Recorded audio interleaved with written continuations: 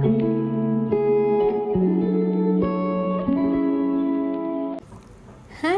welcome to Noel Candle House. ඉතින් අද අපි බලමු කැන්ඩල් එකක් හදද්දී විශේෂයෙන් පැරපින් වැක්ස් කැන්ඩල් එකක් හදද්දී අපි අනුගමනය කරන්න ඕනි ක්‍රියාමාර්ග මොනවද කියලා. ඉතින් අද අපි කතා කරන්නේ පැරපින් වැක්ස් වලින් හදන කැන්ඩල් එක අපි අනුගමනය කරන්න ඕනේ ක්‍රියාමාර්ග ගැන. හරි. පැරපින් වැක්ස් කැන්ඩල් එකක් හදද්දී මුලින්ම අපි කරගන්න ඕනේ ඕනිම කැන්ඩල් එකක් හදද්දී ඒකේ වික්ස් ටික දාගෙන ඉන්නවා. ඔය විදිහට මම පියෝනි රෝස් ලාර්ජ් එකට සාමාන්‍ය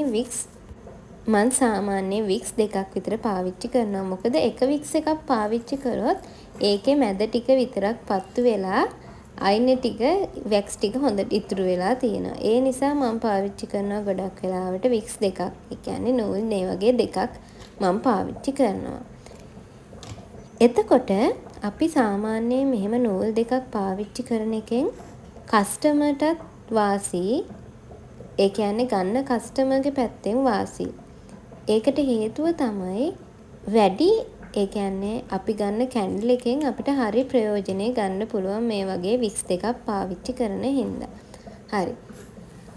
මම වැක්ස් ටික ඒ කියන්නේ පැරපින් වැක්ස් ටික මෙල්ට් වෙන්න භාජනයට තියලා තියෙන්නේ. හරි. එතකන් අපි කතා කරමු. පැරපින් වැක්ස් ටික භාජනයට අපි මෙල්ට් වුණාට පස්සේ ස්ටෙරික් ඇසිඩ් දාන්න ඕන ප්‍රමාණය අපි දන්නවා.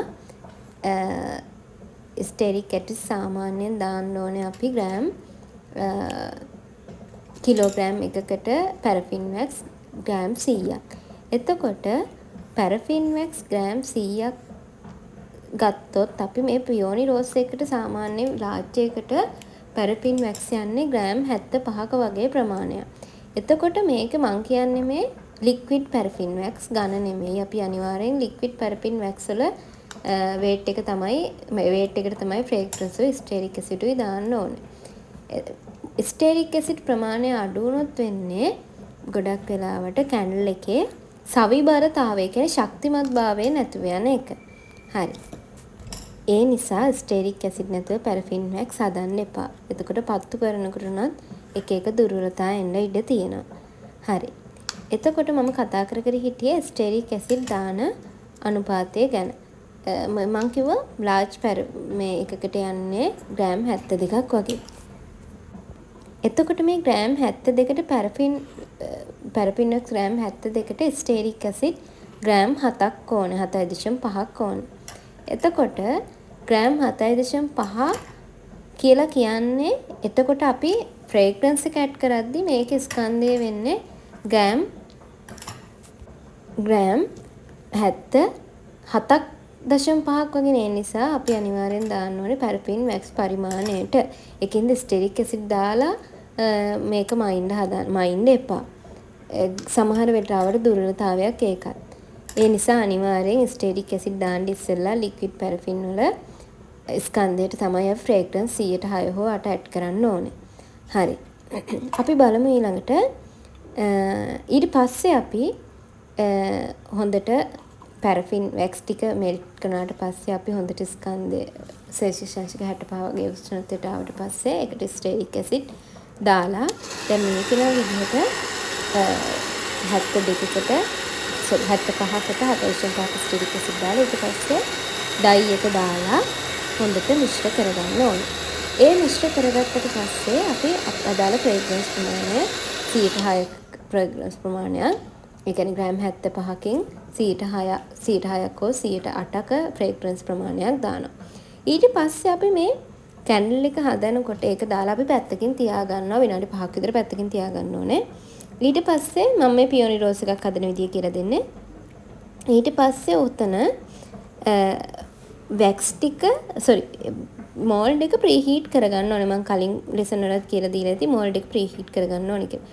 ප්‍රීහීට් කරගෙන හොඳට අපි ඊට පස්සේ ප්‍රීහීට් කරගත්ත ගාම වැක්ස් ටික හොඳට මෝල්ඩ් එකට දාලා වැක්ස් චුට්ටක් හොඳට අර පෙති අතරට යන්න අර මං ඉස්සෙල්ලා මේක පෙන්නුවා වගේ හොඳට පෙති අතරට යන්න මම දැන් මේ පෙන්නන්නේ හොඳට පෙති අතරට යන්න අර හොඳට දා ගන්න ඕනේ වැක්ස් ටික.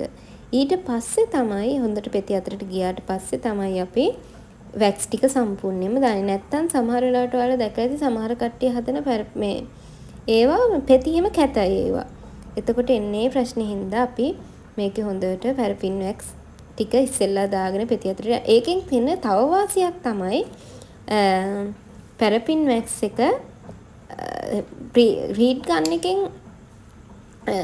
අදාළ උෂ්ණත්වයට ආවේ නැතත් අපිට හරියට එන්න ඒ කියන්නේ හරි උෂ්ණත්වයට එනවා අර ඉස්සෙල්ලා චුට්ටක් දාලා මේව කරගන්නේ කොහොමද?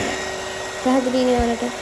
ඊට පස්සේ කරන්න ඕනේ ප්‍රධාන ඊට පස්සේ අපි මේ වගේ මේවා කරලා හොඳට මේවා කරගන්න ඕනේ. හොඳට මේවා තියාගන්න. සෙන්ටර් කරගෙන ඊට පස්සේ අන්මෝල් කරගන්න තියෙනවා. ඔයාලට මම හිතනවා අද ලෙසන් එක පැහැදිලි කියලා. පැරෆින් වැක්ස් වල ඉතින් ගැටලු වෙනවා. පැරෆින් වැක්ස් වලින් හදාදී. මොකද මේක ආටිෆිෂල් වැක්ස් එකක් නේ.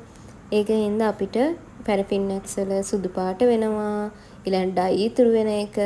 වගේ ප්‍රශ්න নানা ආකාර ප්‍රශ්න එනවා මේක හදද්දී. අනිත් දේ තමයි පැරෆින් වැක්ස් කැන්ඩල් එකකින් මෝල්ඩ් එකකට දාලා අපි අදාළ උෂ්ණත්වය අපිට ඉක්මනට රත් කරගන්න කියලා සමහර කට්ටිය කරන වැරද්දක් තමයි ෆ්‍රිජ් එකට දාලා හොඳට හයි කරගන්නවා ඉක්මනට. මොකද ෆ්‍රිජ් එකට දානවා ඉක්මනට හයි වෙනවා.